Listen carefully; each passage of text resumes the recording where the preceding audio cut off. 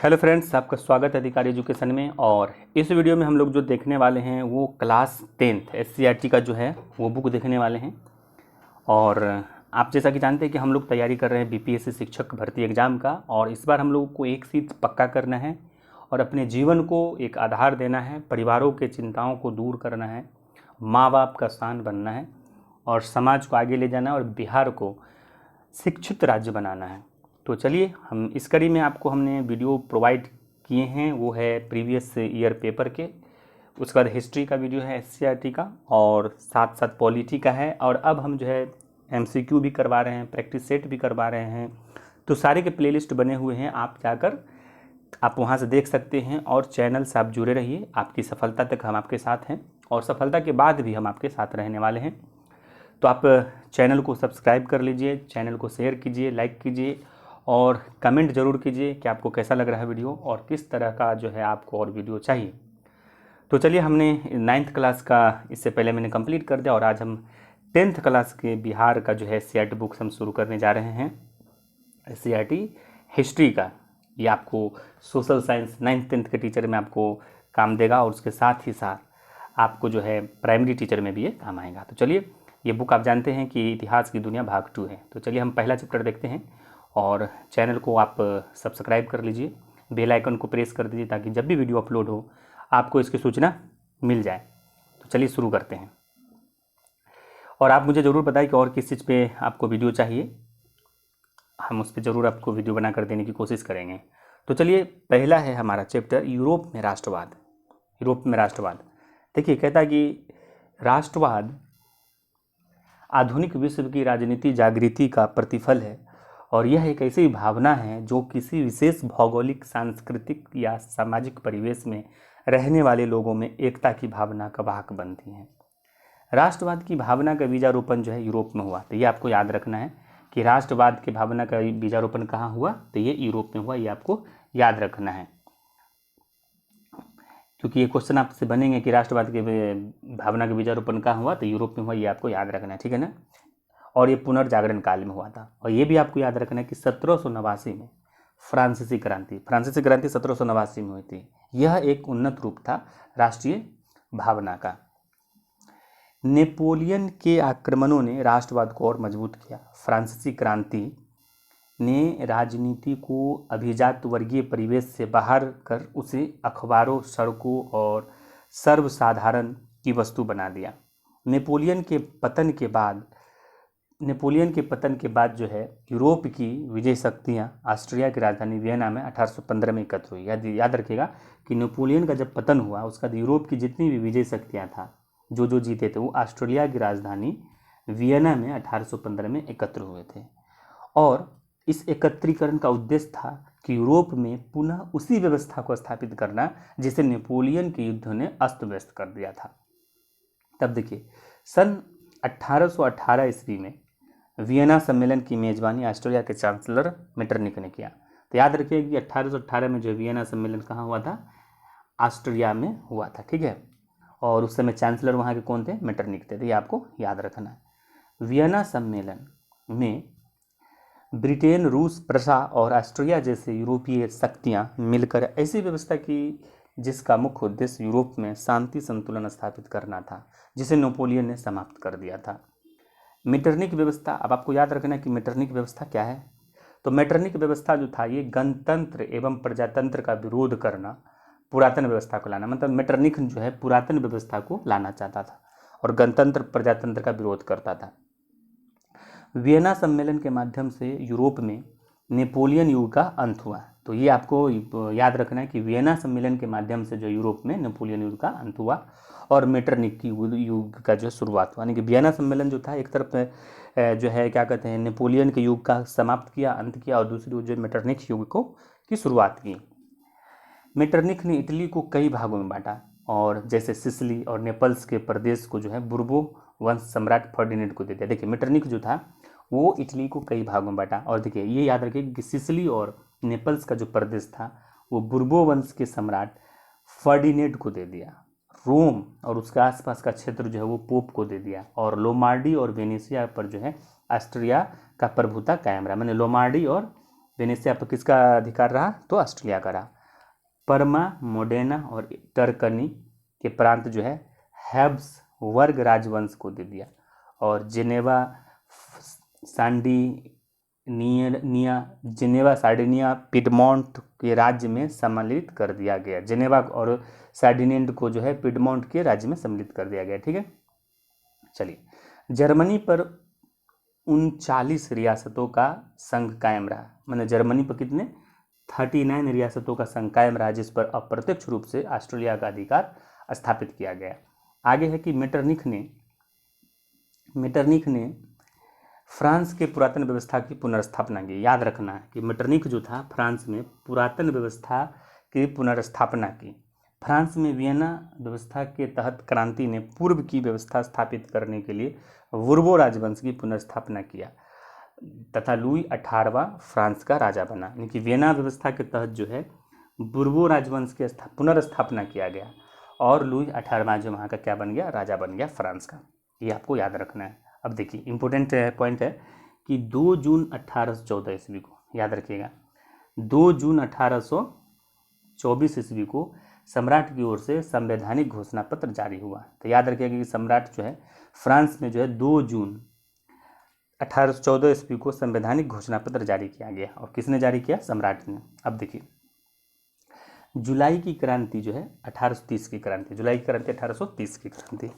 Charles 10वां एवं निरंकुश एवं प्रतिक्रियावादी शासक था। चार्ल्स 10वां जो था निरंकुश और प्रतिक्रियावादी शासक था। इसने पोलिगनेक को प्रधानमंत्री बनाया। तो याद रखिए कि चार्ल्स 10वां किसको प्रधानमंत्री बनाया? पोलिगनेक को, ये जो था। और चार्ल्स 10वां क्या था? निरंकुश और प्रतिक्रियावादी शासक था। पोलिगनेक ने पूर्व में लुई 18वें के द्वारा स्थापित शासन नागरिक संहिता के स्थान पर शक्तिशाली अभिजात्य वर्ग की स्थापना की और विशेषाधिकारों को समाप्त कर दिया। देखिए पोलिगनेक ने क्या क्या किया? पहले जो लुई 18वें के द्वारा जो स्थापित शासन व्यवस्था नागरिक संहिता था, इसको हटा दिया और उसके स्थान पर नागरिक संहिता के स्थान पर क्या किया? शक्तिशाली अभिजात वर्ग की स्थापना किया और विशेषाधिकारों को समाप्त करने का प्रयास किया। चार्ल्स 10वां ने 25 जुलाई 1830 ईस्वी को 4 अध्यादेश जारी किए। कितने अध्यादेश जारी किए? 4 अध्यादेश। और उदार तत्वों का गला घोटने का प्रयास किया। फ्रांस में 28 जून 1830 ईस्वी को गृह युद्ध आरंभ हो गया। याद रखिएगा फ्रांस में जो है गृह युद्ध जो है 28 जून 1830 को शुरू हो गया। और इस ही जुलाई की क्रांति भी कहते हैं। इसी को हम क्या कहते हैं? जुलाई की क्रांति, गृह युद्ध को ही। तो जुलाई की क्रांति कब हुआ? 28 जून 1830। याद रखिएगा 28 जून 1830 है, लेकिन इसको हम जुलाई क्रांति कहते हैं। ऐसा क्यों कहते हैं? कि वहाँ जो अलग अलग कैलेंडर है, एक तो जनरल कैलेंडर जो हम लोग है ग्रेगरियन कैलेंडर वो है उसके अनुसार, लेकिन वहाँ का जो स्थानीय कैलेंडर है उसके अनुसार वो जुलाई था, तो इसलिए इसको जुलाई क्रांति भी कहते हैं। तो याद रखिएगा कि जुलाई क्रांति जो है जून में होता है, जुलाई क्रांति जून में होता है, याद रखना है। ठीक, चलिए नेक्स्ट। परिणामतः जो है चार्ल्स 10वां फ्रांस की राजगद्दी को त्याग कर इंग्लैंड चला गया। आपको ये भी याद रखना कि चार्ल्स 10 जो है फ्रांस की राजगद्दी को त्याग कर कहाँ गया था? तो वो इंग्लैंड गया था। इस प्रकार फ्रांस में बुर्बो वंश का शासन का अंत हो गया। याद रखिएगा कि जब बुर्बो शासन का अंत हुआ था उस समय वहाँ का शासक कौन था? चार्ल्स 10 था, याद रखना। ठीक है, ओके। देखिए कहता है कि जुलाई 1830 ईस्वी की क्रांति के बाद बुर्बो वंश के स्थान पर आर्लेनियंस वंश की गद्दी पर सौंपी गई। याद रखिए कौन सा वंश? बुर्बो वंश के बाद कौन सा आया? जुलाई क्रांति के बाद आर्लियंस वंश की गद्दी को सौंपी गई और लुई फिलिप शासन बना, जिससे जनता का समर्थन प्राप्त हुआ। 1848 ईस्वी की क्रांति, 1848 ईस्वी की क्रांति जो हुई थी तो वहाँ का शासक कौन था? लुई फिलिप था। 1840 में गीजो के पद को प्रधानमंत्री बनाया गया और जो कट्टर प्रतिक्रियावादी था कौन? गीजो। सुधारवादियों ने 22 फरवरी 1848 ईस्वी को पेरिस में थियर्स के नेतृत्व में एक विशाल भोज का आयोजन किया और 24 फरवरी को लुई फिलिप गद्दी त्याग कर इंग्लैंड चला गया। सारे लोग इंग्लैंड ही जा रहे हैं, लुई फिलिप जो त्याग कर इंग्लैंड गया। नेशनल असेंबली ने गणतंत्र की घोषणा की। 24 फरवरी को ही नेशनल असेंबली ने गणतंत्र की घोषणा की और लुई नेपोलियन फ्रांस का सम्राट बना। ठीक है, याद रखना। अब देखिए इटली का एकीकरण। इटली विजय के बाद नेपोलियन ने इसे 3 गणराज्य में गठित किया। कौन कौन सा? एक है सिस्पाइन गणराज्य, लिगुलियन और ट्रांसपेडन, ये 3 राज्य में जो है विभाजित कर दिया। किसको? इटली को। इटली विजय के बाद नेपोलियन ने इसे 3 गणराज्यों में विभक्त किया, गठित किया। कौन कौन था? सिस्पाइन गणराज्य था, सिस्पाइन गणराज्य था, लिगुलियन गणराज्य था, ट्रांसपेडन था, ये था। और ये किसने किया था? नेपोलियन ने किया था। ठीक है ना। अब देखिए नेपोलियन के पतन, याद रखिएगा नेपोलियन का पतन कब हुआ था? 1814 में। नेपोलियन के पतन के बाद वियना कांग्रेस 1815 ईस्वी में इटली को पुराने रूप में लाने के लिए 2 राज्यों पिडमॉन्ट और सार्डिनिया का एकीकरण किया। अब एक संस्था था कार्बोनरी, याद रखिएगा एक कार्बोनरी संस्था एक है। तो ये जो था ये एक गुप्त दल था। ये क्या था? गुप्त दल था। इसका गठन किसने किया था? राष्ट्रवादियों ने। तो याद रखिएगा कार्बोनरी जो था एक गुप्त संस्था था और इसका युद्ध उद्देश्य क्या था कि छापामार युद्ध के द्वारा राजतंत्र को नष्ट कर गणतंत्र की स्थापना करना। अब देखिए जोसेफ मेजिनी का संबंध जो था कार्बोनरी दल से था। अब आइए मेजिनी के बारे में जानते हैं कि मेजिनी के बारे में जो हमारे एससीईआरटी बुक्स में क्या दिया गया है। देखिए मेजिनी, याद रखिएगा कि 1831 ईस्वी में मेजिनी ने यंग इटली की स्थापना किया और 1831 ईस्वी में, याद रखिएगा, और 1834 ईस्वी में यंग यूरोप नामक संगठन बनाया। मेजिनी ने ही बनाया। मेजिनी संपूर्ण इटली का एकीकरण कर उसे एक गणराज्य बनाना चाहता था। अब देखिए एकीकरण के द्वितीय चरण में विक्टर इमैनुअल ने काउंट काबूर को इटली का प्रधानमंत्री बना दिया। तो याद रखना कि विक्टर इमैनुअल ने काउंट काबूर को इटली का प्रधानमंत्री बनाया। काउंट काबूर इटली के एकीकरण में सबसे बड़ी बाधा ऑस्ट्रिया को मानता था, अतः उसने ऑस्ट्रिया का हराने के लिए फ्रांस से दोस्ती कर लिया। काउंट काबूर ने ऑस्ट्रिया को हराने के लिए किससे दोस्ती किया? फ्रांस से दोस्ती कर लिया। 1853-54 ईस्वी में क्रीमिया का युद्ध हुआ। 1853-54 में कौन सा युद्ध हुआ? क्रीमिया का युद्ध हुआ और काबूर फ्रांस की और युद्ध में शामिल होने की घोषणा कर दिया और इटली की समस्या को काबूर ने पूरे यूरोप की समस्या बना दिया। मतलब कि इटली की समस्या को किसने पूरे यूरोप की समस्या बना दिया? काबूर ने बनाया। ठीक है ना, याद रखना आपको। अब देखिए गैरीबोल्डी एक है। गैरीबोल्डी जो है पेशे से वकील थे। गैरीबोल्डी ने सशस्त्र सेना की बनाई। इटली के प्रांत सिसिली और नेपल्स पर इसने आक्रमण किया और यह गणतंत्र की स्थापना की तथा विक्टर इमैनुअल की प्रतिनिधि के रूप में सत्ता संभाला। और 1862 ईस्वी में गैरीबोल्डी ने रोम पर आक्रमण की योजना का विरोध जो है काबूर ने किया, है ना। 1862 ईस्वी में गैरीबोल्डी के रोम पर जो आक्रमण का योजना बनाया था उसका विरोध किसने किया? काबूर ने किया। इसके बाद यह योजना इसने त्याग दिया। ठीक है। और 1862 ईस्वी में काबूर जो है स्वर्ग सिधार गए, मृत्यु हो गई। रोम तथा वेनेशिया के रूप में शेष इटली का एकीकरण विक्टर इमैनुअल ने किया और 1870-71 ईस्वी में फ्रांस और प्रसा के बीच युद्ध छिड़ा, जिस कारण फ्रांस के लिए पोप का संरक्षण संभव नहीं था। विक्टर इमैनुअल ने पोप के राजमहल को छोड़कर बाकी रोम को इटली में मिला दिया।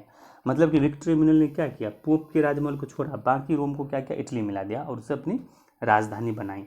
तो विक्टर इमैनुअल ने किसको इटली बनाया? राजधानी बनाया रोम को। याद रखें, रोम को इटली मिलाया और फिर रोम को क्या बनाया? राजधानी बनाया। ये भी आपको याद रखना है। मुसोलिनी ने पोप के साथ समझौता कर वेटिकन स्थिति को स्वीकार किया और 1871 ईस्वी में इटली का एकीकरण मेजिनी, काबूर, गैरीबोल्डी जैसे राष्ट्रवादी नेताओं का एवं विक्टर इमैनुअल जैसे शासक के योगदान के कारण हुआ। अब आइए जर्मनी का एकीकरण। जर्मनी लगभग 300 छोटे छोटे राज्य थे। जर्मनी के 300 छोटे बड़े राज्य थे ना। उत्तर जर्मन राज्यों में प्रोटेस्टेंट, याद रखिएगा, उत्तर जर्मन राज्यों में प्रोटेस्टेंट की संख्या ज़्यादा थी और वह प्रसा की सबसे शक्तिशाली राज्य था। और दक्षिणी जर्मनी में कैथोलिक, उत्तर में प्रोटेस्टेंट और दक्षिण में कैथोलिक था और उसके प्रतिनिधि सभा को क्या कहते थे? डाइट कहते थे। जर्मनी के एकीकरण की पृष्ठभूमि का निर्माण का श्रेय जो नेपोलियन का जाता था। याद रखिएगा, जर्मनी के एकीकरण के पृष्ठभूमि के एकीकरण का श्रेय किसको जाता है? तो नेपोलियन का जाता है। याद रखिएगा, नेपोलियन बोनापार्ट को दिया जाता क्योंकि उसने 1806 ईस्वी में जर्मन प्रदेशों को जीतकर राइन राज संघ में का निर्माण किया और यहीं से जर्मन राष्ट्रवाद की भावना धीरे धीरे बढ़ने लगी। जर्मन बुद्धिजीवी जैसे हीगल, कांट, हम्बोल्ट, अंटर्ट, जैकब आदि ने जर्मन राष्ट्रवाद को बढ़ावा दिया और हीगल ने ऐतिहासिक द्वंद्ववाद की व्याख्या की। याद रखिएगा, हीगल ने ऐतिहासिक द्वंद्ववाद की व्याख्या की और प्रसा के चांसलर बिस्मार्क जो था हीगल के विचारों से काफ़ी प्रभावित था। अंडर्ट ने कविता के माध्यम से राष्ट्रभक्ति जागृत की और हर्डेनवर्ग तथा निवोलिस ने जर्मन के गौरवमय अतीत के सामने रखा। शिक्षक एवं विद्यार्थियों ने जर्मनी एकीकरण के उद्देश्य से शिक्षक विद्यार्थी जर्मनी ब्रूसेनसॉफ्ट नामक सभा बनाया। वाइमर राज्य का येना विश्वविद्यालय राष्ट्रीय आंदोलन के केंद्र बन गए और मेटरनिख ने इस आंदोलन को कुचलने के लिए एक दमनकारी कानून बनाया, जिस कानून का नाम था कार्लसवाद के आदेश। कार्लसवाद का आदेश किसने जारी किया था? मेटरनिख ने जारी किया था। राइट, आगे देखिए। 1834 ईस्वी में जर्मन व्यापारियों ने आर्थिक व्यापारिक समानता के लिए प्रसा के नेतृत्व में एक जाल्वेरियन नामक एक आर्थिक संघ बनाया। तो जर्मन के व्यापारियों ने जाल्वेरियन नामक एक आर्थिक संघ बनाया था 1834 ईस्वी में। 1848 ईस्वी में फ्रांसीसी क्रांति जर्मन राष्ट्रवाद को एक बार फिर उत्तेजित कर दिया, जिसने मेटरनिख युग का अंत कर दिया। जर्मन राष्ट्रवादियों ने 1848 ईस्वी में पुराने संसद की सभा को फ्रैंकफर्ट में बुलाया और यहाँ निर्णय हुआ कि प्रसा के शासक फ्रेडरिक विलियम जर्मन राष्ट्र का नेतृत्व करेगा और फ्रेडरिक की मृत्यु के बाद इसका भाई विलियम प्रसा का शासक बना। विलियम ने एकीकरण के उद्देश्य से बिस्मार्क को जर्मनी का चांसलर नियुक्त किया। अब आइए देखते हैं बिस्मार्क। हीगल के विचारों से बिस्मार्क प्रभावित था और बिस्मार्क जर्मन एकीकरण के लिए सैन्य शक्ति के महत्व को समझता था, अतः इसने रक्त और लौह की नीति अपनाया। मतलब बिस्मार्क ने रक्त और लौह की नीति का पालन किया, इसको आपको याद रखना है। उसने देश में सैन्य सेवा लागू की और 1830 ईस्वी में ऑस्ट्रिया प्रसा के विरोध शुरू हुआ और 1864 ईस्वी में बिस्मार्क ने ऑस्ट्रिया के सहयोग से सेल्सविग और होल्स्टीन राज्यों के मुद्दे पर डेनमार्क पर आक्रमण कर दिया। बिस्मार्क ने इटली के शासक विक्टर एमेनुएल से भी संधि कर ली, जिसके अनुसार ऑस्ट्रिया प्रसा युद्ध में इटली को ऑस्ट्रिया क्षेत्रों पर आक्रमण करना पड़ा। ऑस्ट्रिया ने 1866 ईस्वी में प्रसा के खिलाफ सेडवा युद्ध में घोषणा की। 19 जून 1870 ईस्वी को फ्रांस के शासक नेपोलियन ने प्रसा के खिलाफ युद्ध की घोषणा कर दी और सेडोन की लड़ाई में फ्रांसीसी की हार हुई। 10 मई 1861 ईस्वी को फ्रैंकफर्ट की संधि हुई, तो ये डेट आपको याद रखना है। और 1871 ईस्वी तक जर्मनी एकीकृत राष्ट्र बन गया। मतलब 1871 ईस्वी में जर्मनी का एकीकरण हो गया। ठीक है, अब आइए यूनान में राष्ट्रीयता का उदय। यूनान तुर्की साम्राज्य के अधीन था। हितेरिया फिलाइक नामक संस्था, याद रखिएगा कि हितेरिया फिलाइक नामक संस्था ओडेसा नामक स्थान पर बनाया गया था और उद्देश्य था तुर्की से उसको स्वतंत्र करना। मतलब यूनान तुर्की के अधीन था। इंग्लैंड का महान कवि लॉर्ड बायरन ने यूनानियों की स्वतंत्रता के लिए यूनान में शहीद हो गए। इंग्लैंड के महान कवि थे लॉर्ड बायरन, याद रखिएगा इंग्लैंड के थे, लेकिन यूनानियों की स्वतंत्रता के लिए यूनान में शहीद हो गए। और 1821 ईस्वी में अलेक्जेंडर चिपसिलांटी के नेतृत्व में यूनान में विद्रोह शुरू हुआ और अप्रैल 1826 ईस्वी में ग्रेट ब्रिटेन एवं रूस में एक समझौता हुआ। वे तुर्की यूनान विवाद में जो है एक सेकेंड अभी जाऊँगा, क्लिक हो गई, चला गरीबली हमने कर लिया। चलिए ओके, जर्मनी का एकीकरण छोटे छोटे ये भी हमने कर लिया ना। ओके, मेटरनिख ने भी कर लिया। चलिए एक सेकंड ले रहा हूँ मैं आपको, मैं इसके लिए माफ़ी चाहता हूँ। थोड़ा एक क्लिक बटन दब गया, नीचे डायरेक्ट चला गया। हाँ चलिए हम लोग आ गए। तो हम लोग अभी पढ़ रहे थे यूनान कर रहे थे ना, यूनान के बारे। ठीक है, तो देखिए हमने अभी देखा कि इंग्लैंड के महान कवि लॉर्ड बायरन यूनानियों की स्वतंत्रता के लिए यूनान में शहीद हो गया था और 1821 ईस्वी में अलेक्जेंडर चिपसिलांटी के नेतृत्व में यूनान में विद्रोह शुरू हुआ। और अप्रैल 1826 ईस्वी को जो है ग्रेट ब्रिटेन एवं रूस में एक समझौता हुआ और वे तुर्की यूनान विवाद में मध्यस्थता निभाया। ठीक है ना।